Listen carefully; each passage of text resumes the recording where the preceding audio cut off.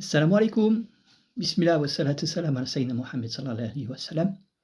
J'aurais voulu aborder aujourd'hui le sujet du démiurge, brillamment exposé par René Guénon dans un article que je vous invite à consulter dans Mélange, où il nous décrit donc le principe de l'empire du démiurge, que en spiritualité islamique on peut identifier à Shaitan, hein, mais avec une approche très très subtile.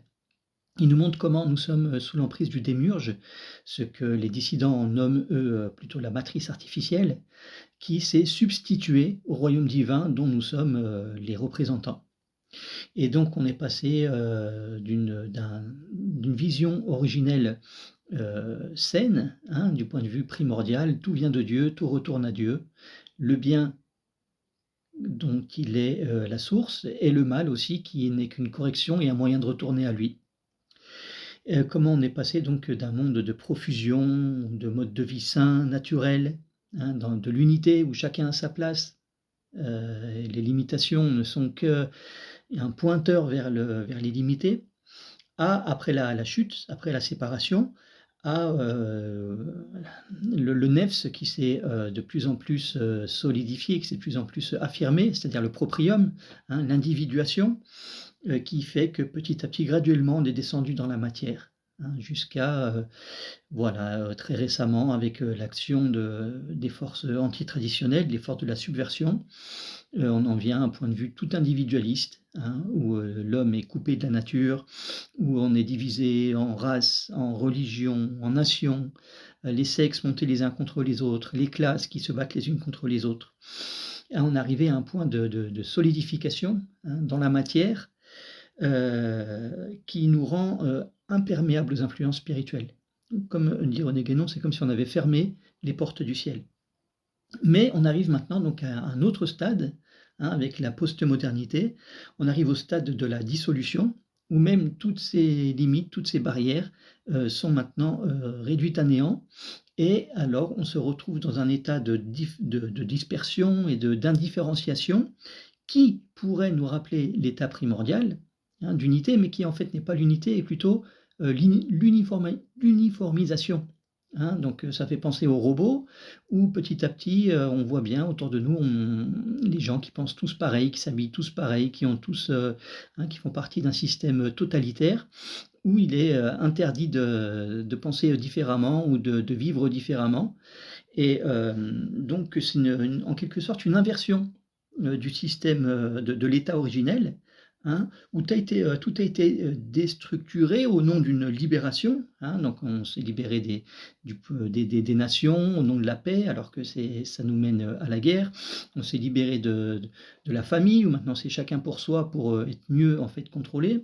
On s'est libéré même des sexes, hein, puisque maintenant on tend vers soi-disant avec la théorie du genre, mais ça nous rappelle aussi le modèle androgyne d'Adam, à l'état primordial. Voilà, donc il s'agit plutôt d'une uniformation plutôt que d'une unité. Donc on est passé d'un âge d'or où chacun, il y avait la diversité voulue par Allah subhanahu wa ta'ala, hein, à aujourd'hui, comme on l'a dit, on est comme des robots interchangeables, où chacun d'entre nous, en fait, est tourné vers le bas, vers les basses énergies. Et de plus en plus, l'humain se rapproche de l'animal. Et ils nous tiennent comme ça par des plaisirs éphémères, par des palliatifs, hein, et par surtout des choses fausses. Hein. On est vraiment dans l'illusion. Ils nous maintiennent dans l'esclavage, dans l'asservissement, d'accord, en substituant tous les attributs divins.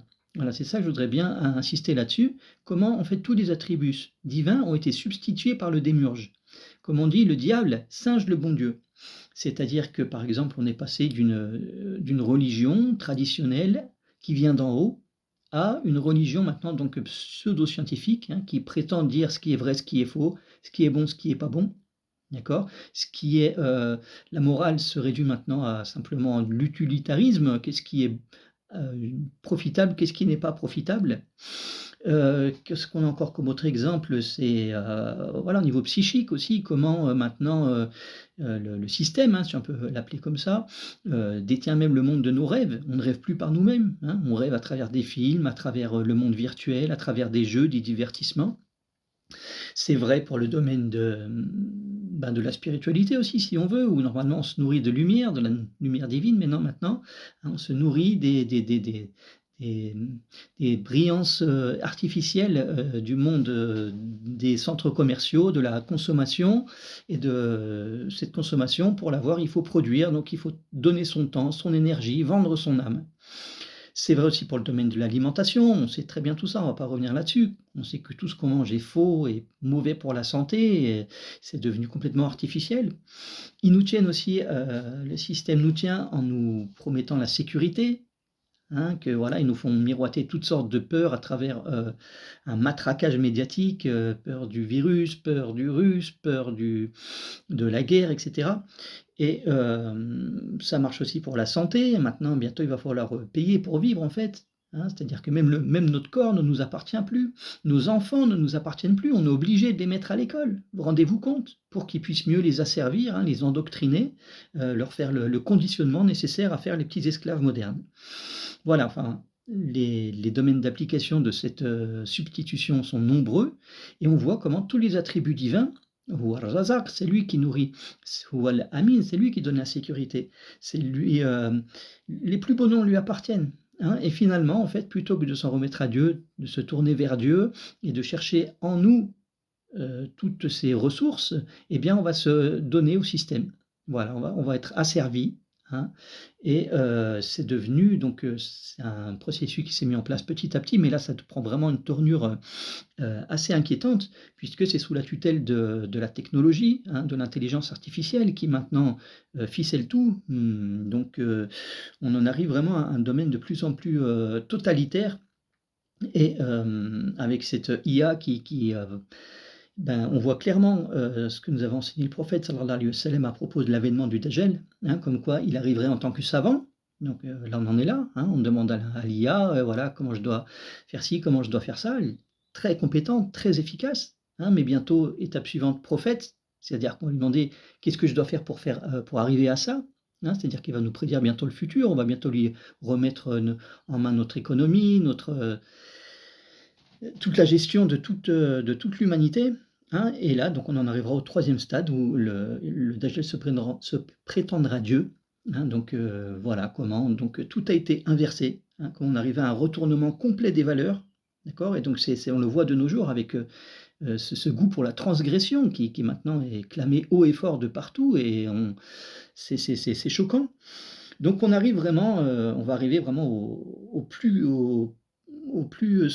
sombre de la nuit, hein, mais la bonne nouvelle, c'est que c'est là que le jour se lève, d'accord? Et qu'on sait que, à l'avènement de la fin des temps, Allah va pas nous abandonner, alhamdoulilah, hein, il va nous envoyer, il y aura une aide providentielle, alhamdoulilah, hein. Mais en attendant, c'est à chacun d'entre nous de monter dans l'arche, hein, c'est à chacun d'entre nous de se préserver, de rester le plus intègre possible. Donc pour ça, la meilleure arche, c'est la sunna du prophète sallallahu alayhi wa sallam. Il nous a montré comment vivre, hein. Quel excellent modèle.